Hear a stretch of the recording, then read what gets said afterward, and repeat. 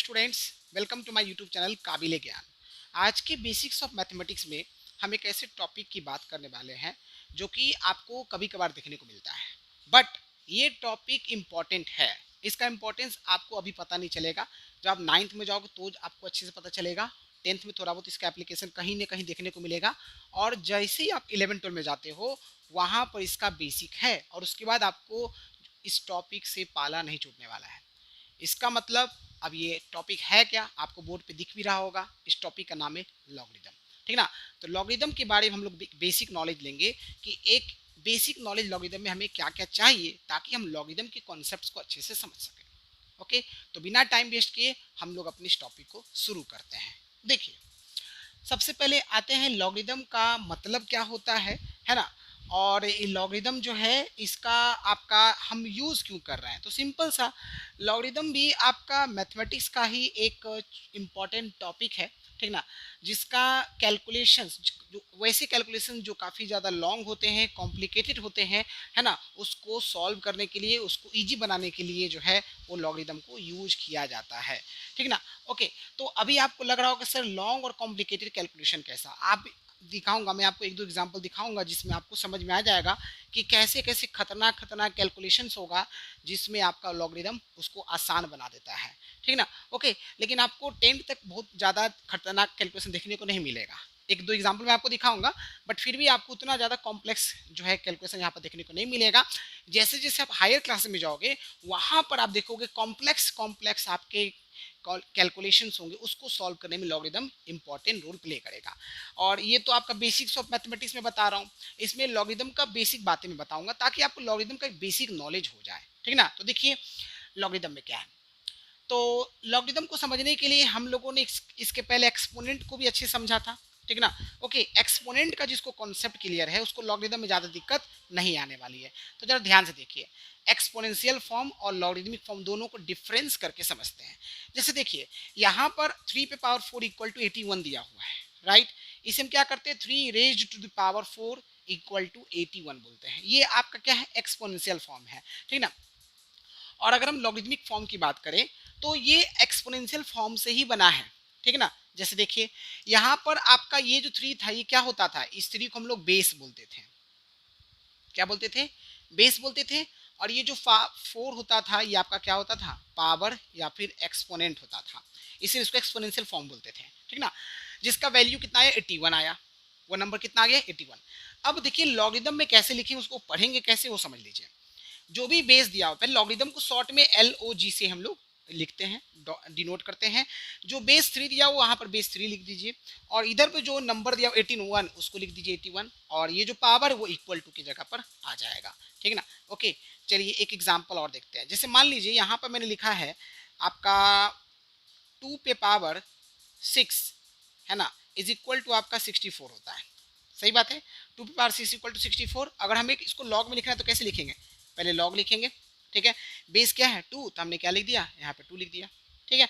Okay, और यहाँ पर जो नंबर है 64, यहाँ पर क्या आ जाएगा, 64 आ जाएगा, और इक्वल टू कितना हो जाएगा, 6 हो जाएगा।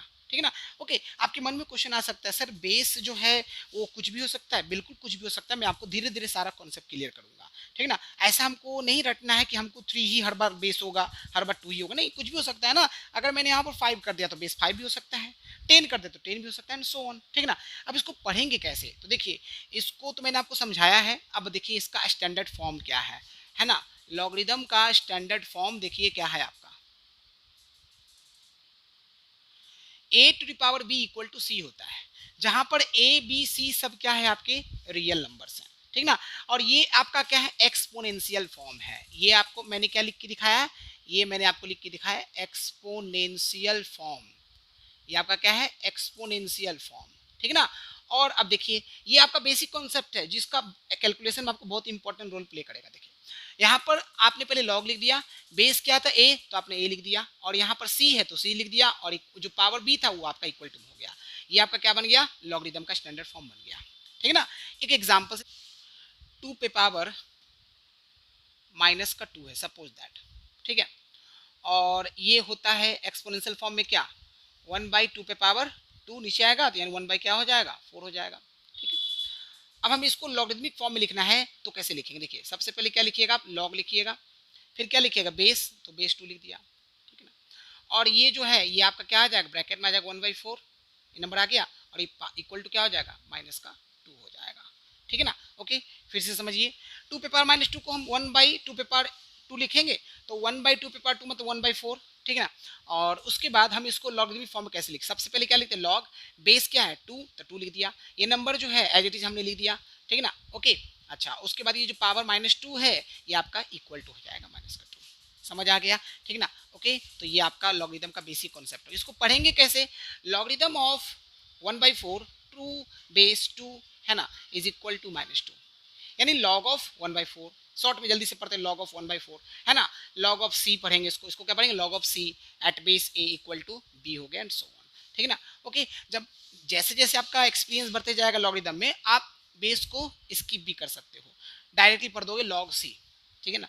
क्योंकि जब कैलकुलेशन करते हैं, क्वेश्चन बनाते हैं, इतना हम लोग थोड़ी बेस को लेकर चलेंगे, ठीक है ना। मैं आपको दिखाऊंगा कि कहीं कहीं आप बेस स्किप भी कर दोगे तो भी बेस आपका अंडरस्टूड होता है, ठीक है ना, कैसे होता है सब बताऊंगा। चलिए ये मैंने आपको बता दिया।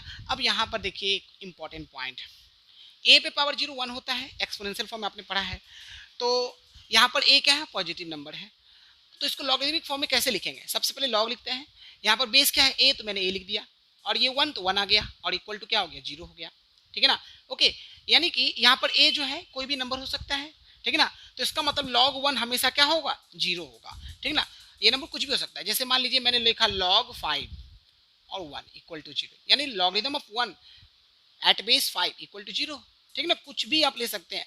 मान लीजिए कि लॉगरिदम ऑफ बेस 10 ले लिया मैंने, और यहाँ पे लिख दिया 1 इक्वल टू 0, तो log 1 आपका क्या होता है, हर बार 0 ही होता है, log क्या होता है आपका, हर बार 0 ही होता है, ठीक है।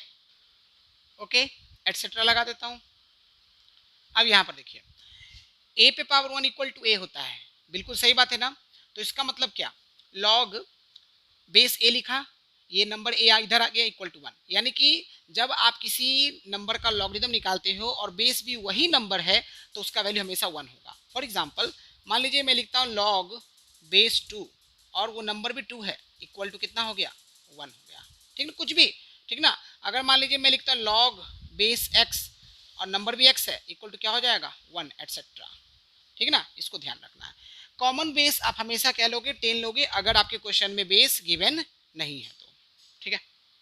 ओके उसके बाद हम लोग आते हैं कुछ इंपॉर्टेंट लॉज पर। जैसे आपने पढ़ा था ना एक्सपोनेंट में भी 3 इंपॉर्टेंट लॉज था, product law, quotient law, power law. Logarithm में भी आपके 3 इंपॉर्टेंट लॉज हैं, उसको देख लीजिए। जैसे देखिए log base A M multiply N है, तो यहाँ पर क्या होगा, log base A M plus log base A N हो जाएगा। एक एग्जांपल से देखिए, जैसे मान लीजिए यहाँ पर लिखा हुआ है लॉग बेस 10 और यहाँ पे लिख दिया मैंने, है ना, कुछ भी लिख सकता हूँ, जैसे कि 2x मैंने लिख दिया सपोज दैट, तो 2 और x क्या आपस में मल्टीप्लाई है ना, 2 और x आपस में मल्टीप्लाई है, तो यहाँ पर क्या हो जाएगा, लॉग बेस 10, क्योंकि बेस 10 ले रहे तो बेस 10 दोनों में आ जाएगा 2, ठीक ना, और फिर प्लस का साइन आएगा, लॉग बेस 10 और यहाँ पर क्या आएगा, x आएगा, ठीक है। ओके जैसा रिक्वायरमेंट वैसे हम लोग सॉल्व करेंगे, ठीक। अब यहाँ पर देखिए क्वेश्चन लॉ पे आते हैं। क्वेश्चन लॉ में क्या है, log base A M by N, तो यहाँ पर क्या करेंगे, log base A M minus log base A N. एक एग्जांपल देखिए, जैसे मान लीजिए यहाँ पर लॉगरिदम ऑफ 10 और यहाँ पर मैंने लिया है 5/2 लिया है, 5/2 लिया है, तो डिवीजन है ना, तो क्या करेंगे, log base 10 5 minor log base 10 2, ठीक है ना। ओके इजी है। अब हम बात करते हैं पावर लॉ की, तो पावर लॉ में हम लोग क्या करने वाले हैं, देखिए यहाँ पर लॉग बेस है एम, एम पे पावर एन है, तो जो भी पावर है आगे आके मल्टीप्लाई हो जाता है। फॉर एग्जांपल जैसे मान लीजिए यहाँ पर मैंने लिखा है लॉग बेस ए और यहाँ पे लिखा हुआ है आपका 25 लिखा हुआ सपोज दैट, ठीक ना। ओके तो यहाँ पर आप सबसे पहले क्या करोगे, लॉग बेस ए 25 को 5 का पावर 2 लिखोगे।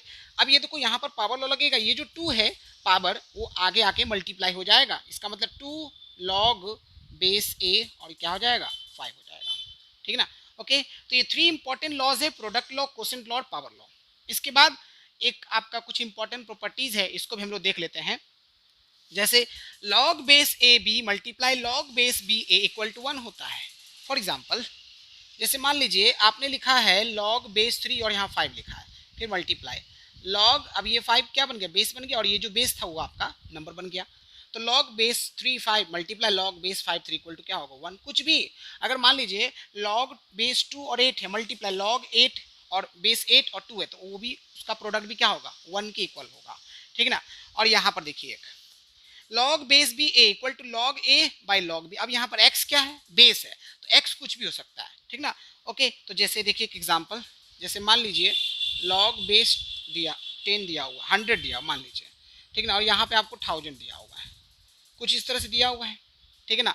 तो आप देखिए पहले लॉग ए था, तो आप पहले लॉग ए लिखोगे, तो लिखिए लॉग ए मैंने लिख दिया कितना 1000 लिख दिया, ठीक है ना, और डिवाइडेड बाई क्या लिख दिया लॉग 100 लिख दिया ना।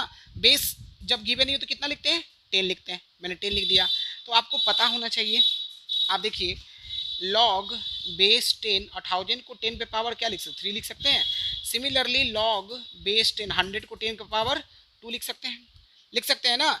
इसका मतलब क्या, इसका मतलब ये कि आपका जो है यहाँ पर ये हो जाएगा 3 लॉग बेस 10 और 10 हो गया, और यहाँ पर ये हो जाएगा 2 लॉग बेस 10 और 10 हो गया। इसका वैल्यू 1 होगा, ये भी 1, आप चाहो तो काट भी सकते हो, तो आपका कितना आ जाएगा 3/2 आ जाएगा, ये आपका क्या हो जाएगा आंसर हो जाएगा, ठीक ना। तो ये कुछ बेसिक बातें थी लॉगरिदम का जो मैंने आपको समझा दिया है। एक बार हम इसको फटाफट रिकॉल कर लेते हैं। सबसे पहले लॉगरिदम जो है लॉन्ग और कॉम्प्लिकेटेड कैलकुलेशंस को आसान बनाने के लिए यूज किया जाता है। ए पे power B equal to C ये एक्सपोनेंशियल फॉर्म है। लॉगरिदम में कैसे लिखेंगे, log base A C equal to B, ठीक ना। ओके, ये स्टैंडर्ड फॉर्म है लॉगरिदम का, जहां पर A B C real number है, ए कभी भी 1 नहीं होना चाहिए। पढ़ेंगे कैसे, log of C at base A equal to B, ठीक ना। कुछ एग्जांपल हमने देखा, ये एक्सपोनेंशियल फॉर्म से मैंने आपको समझाया, ये लॉगरिथमिक फॉर्म से समझाया। यानी कि 3 पे पावर 4 इक्वल टू 81 है, तो ये एक्सपोनेंशियल फॉर्म है। जब लॉगरिथमिक फॉर्म में लिखोगे तो कैसे लिखोगे, जो बेस है 3 वो आपने पहले लॉग लिखा, फिर बेस 3 लिखा, और यहाँ जो नंबर 81 है वो पहले आपका नंबर बन गया 81, देन इक्वल टू क्या हो जाएगा 4 हो जाएगा। फिर उसके बाद हम लोगों ने यहाँ पर देखा, अगर आपका लॉग 1 की बात करेंगे तो हमेशा 0 होगा, जहाँ पर ए कोई बेस है, बेस कुछ भी हो सकता है, ठीक ना।